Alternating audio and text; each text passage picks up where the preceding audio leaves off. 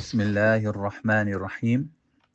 We have completed the 22nd juz today, which contains Surah Ahzab, Surah Saba, Surah Fatir, and the beginning of Surah Yasin. The theme of this juz is based on the power of gratitude and its consequences. The surah, which is Surah Saba, commences with Alhamdulillah. Alhamdulillahi alladhi lahu ma fis samawati wa ma fil ard. A declaration of gratitude to Allah, who is the Lord of the world, who owns and controls everything in the heavens and the earth. We are declaring our gratitude to Allah Ta'ala. Walahul hamdu fil akhirah. Allah says that in the hereafter, Allah will be worshipped forever and praised for eternity. So Allah is not in need of our gratitude. It is our opportunity, and Allah subhanahu wa ta'ala will favor us if we choose gratitude. So what is gratitude? Gratitude is more than just an emotion. It is a way of life that shapes our hereafter. Those who recognize Allah's favors and show gratitude through obedience will ultimately earn Allah's pleasure and Jannah.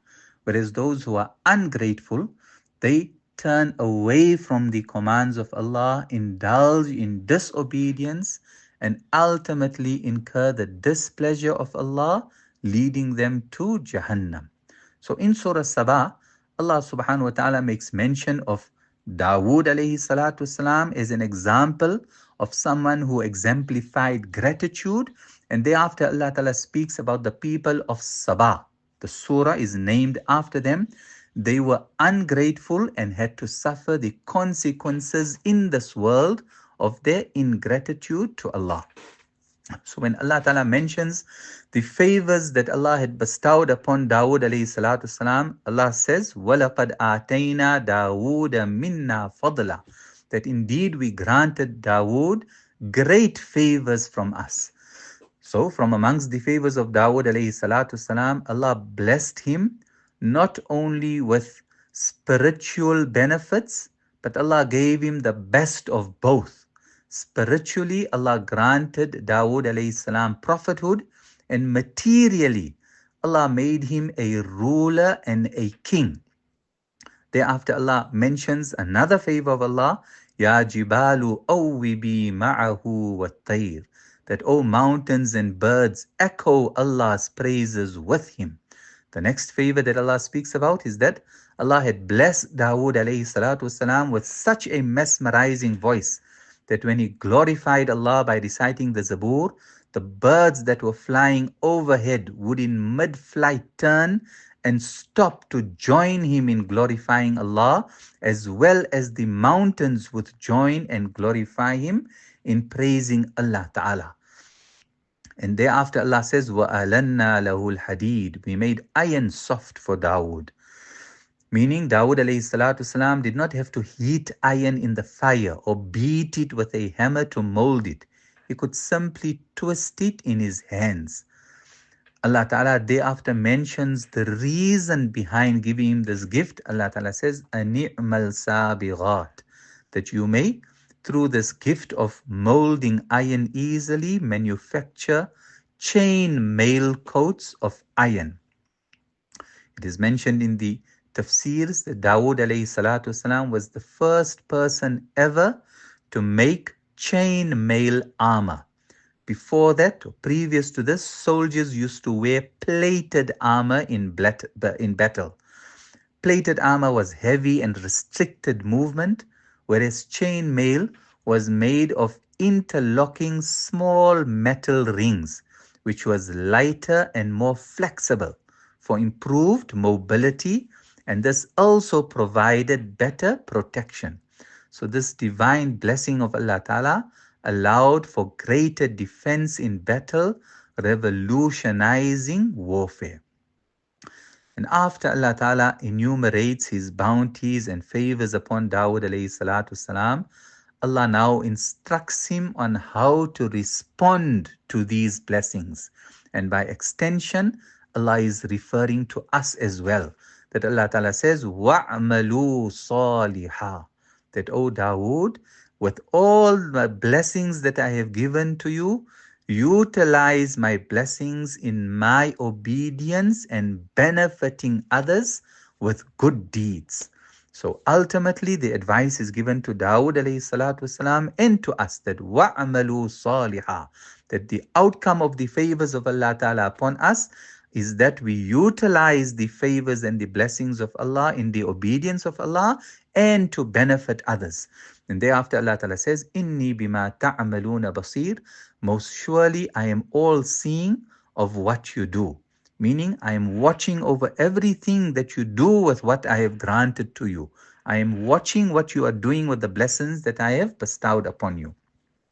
So, in line with Dawood alayhi salatu wassalam's response to Allah Ta'ala's command, the first response was that Dawood alayhi salatu wasalam showed gratitude in his ibadah.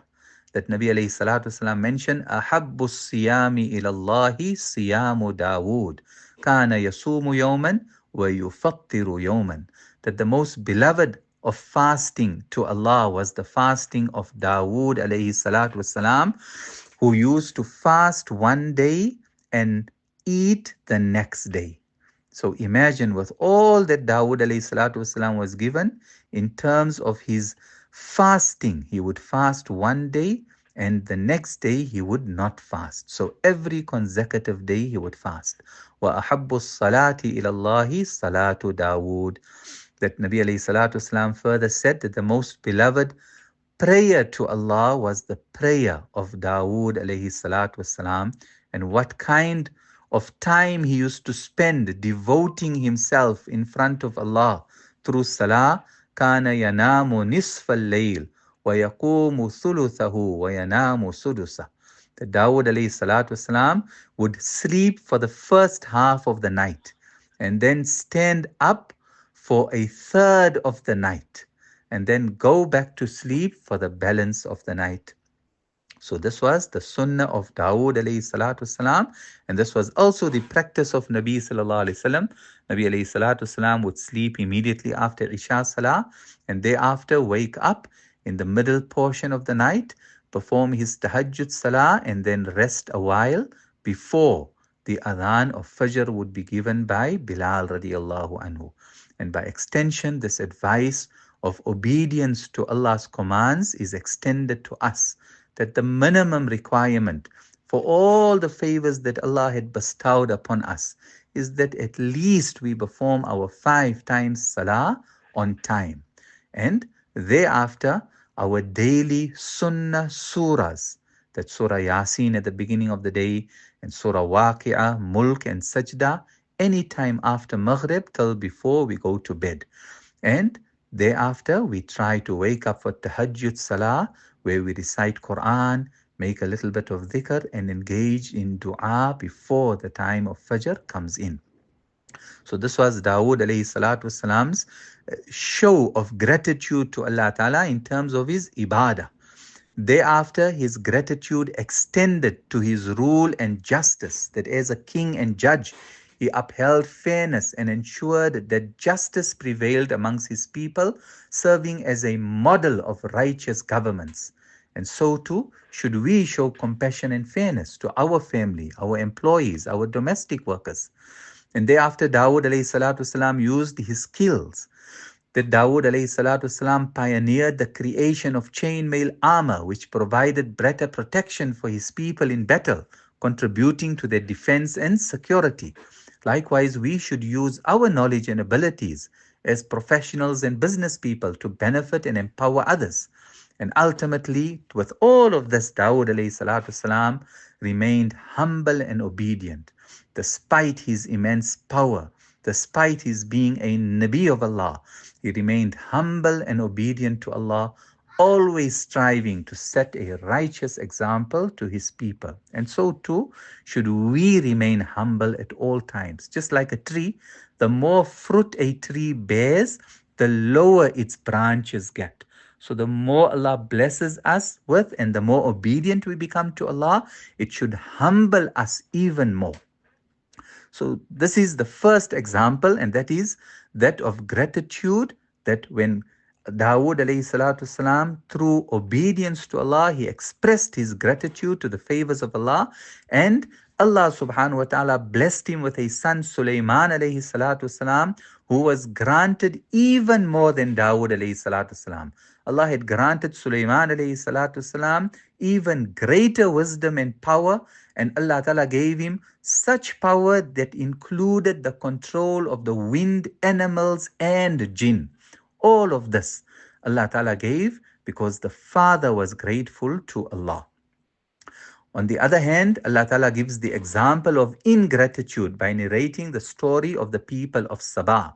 Allah Ta'ala says, لَقَدْ كَانَ لِسَبَإٍ فِي مَسْكَنِهِمْ آيَةٌ, that there surely is a sign, there was surely a sign for the people of Sabah in their homeland. Jannatani ayyamini wa shimal, that we blessed them with two lush gardens, one on the right and one on the left. And thereafter Allah Ta'ala said, Kulu min rizki rabbikum washkuru lah, that eat from Allah's provision to you and be grateful to Allah. Baldatun tayyibatun wa rabbun ghafur, for the prosperous, fertile land that Allah has bestowed upon you, and a forgiving Lord. So in this verse, Allah describes the people of Sabah, who lived in a land of abundance, beauty, and prosperity, blessed with fertile gardens, perfect weather, and a peaceful life. Scholars say that this was somewhere in Yemen. The ancient kings had constructed the dam of Ma'arib, a massive structure between two mountains that stored the rainwater. And below the dam, lush orchards flourished, producing plentiful, sweet, and delicious fruits. Such was the prosperity of this people that a woman could walk beneath the trees with a basket on her head, and ripe fruits would fall into it without any effort. Their land was free from flies, mosquitoes, and pests, ensuring health and comfort. All of these blessings were signs of Allah's mercy, encouraging them to worship Allah alone. And for some time, the people of Sabah remained grateful and obedient, enjoying their comforts. But however, over time, they became arrogant and ungrateful, indulging in their luxuries whilst turning away from Allah, and ultimately beginning to worship the sun. To warn them, Allah sent 13 prophets calling them back to the straight path. Yet they remained heedless and stubborn in their negligence. And as a consequence, Allah subhanahu wa ta'ala mentions, فَأَعْرَضُوا فَأَرْسَلْنَا عَلَيْهِمْ سَيْلَ الْعَرِمِ, but they turned away and remained in disobedience. So as a consequence of their disobedience, we sent against them a flood from the dam. It is mentioned in the Tafseers that large rats, Allah sent large rats that went to the base of this wall and gnawed at the base of the wall, weakening its structure. And when the command of Allah came of the floods and the floods arrived, the dam gave way, the dam wall collapsed, and the waters rushed through the dam into the city, destroying everything in its wake. Homes, buildings, and orchards were all destroyed. The once lush orchards turned into wastelands, replaced with bitter fruit, fruitless bushes, and thorny trees. Allah describes this transformation in the Quran. وَبَدَّلْنَاهُمْ بِجَنَّتَيْهِمْ جَنَّتَيْنِ. Allah says we replaced their two lush, beautiful orchards with two others. And thereafter Allah describes the replacement. ذَوَاتَيْ أُكُلٍ خَمْتٍ وَأَثْلٍ وَشَيْءٍ مِّن سِدْرٍ قَلِيلٍ. Allah says they were replaced with bitter fruit, fruitless bushes, and a few sparse thorny trees. Their wealth, security, homes, and orchards were all lost, leaving them completely helpless. And thereafter Allah clarifies the reason for their punishment. ذَلِكَ جَزَيْنَاهُمْ بِمَا كَفَرُوا وَهَلْ نُجَازِي إِلَّا الْكَفُورِ. Allah says this is the punishment we gave them because they were ungrateful, and rejected the commands of Allah Ta'ala, the truth of Allah's commands, we only punish those who are ungrateful. So the people of Sabah were given great blessings and immense favors, but their ingratitude led to their downfall. So their story serves as a reminder that gratitude preserves blessings while arrogance and heedlessness brings about destruction. And then later in the Juz, Allah Ta'ala highlights the stark contrast between those who are mindful and grateful to Allah and those who are heedless and ungrateful to Allah and remain in Allah's disobedience. Allah Ta'ala says, وَمَا يَسْتَوِي الْأَعْمَى وَالْبَصِيرُ. The blind and the one who can see can never be the same. وَلَا الظُّلُمَاتُ وَلَا النُّورُ. Nor can darkness and light ever be the same. وَلَا الظِّلُّ وَلَا الْحَرُورُ. Nor can cool shade and scorching heat be the same. وَمَا يَسْتَوِي الْأَحْيَاءُ وَلَا الْأَمْوَاتُ. Nor are the living and the dead ever equal. So by using these analogies, Allah Ta'ala emphasizes that in the Akhirah as well, the grateful and the ungrateful will never be treated the same by Allah. Those that were grateful and remained obedient to Allah, their gratitude will earn them closeness to Allah on the day of Qiyamah, will earn them the pleasure of Allah and ultimately Jannah. Whereas those that in spite of all the favors that Allah had bestowed upon them, they remained ungrateful and heedless and negligent of the commands of Allah Ta'ala. On the day of Qiyamah, this heedlessness and disobedience will lead them to be distanced from Allah, ultimately earning them the displeasure of Allah and eternal loss and regret by being placed in Jahannam forever and ever.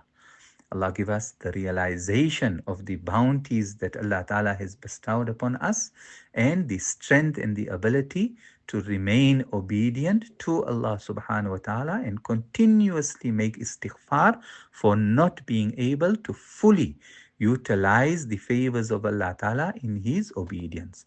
وآخر دعوانا أن الحمد لله رب العالمين سبحان الله وبحمده سبحانك اللهم وبحمدك نشهد أن لا إله إلا أنت نستغفرك ونتوب إليك.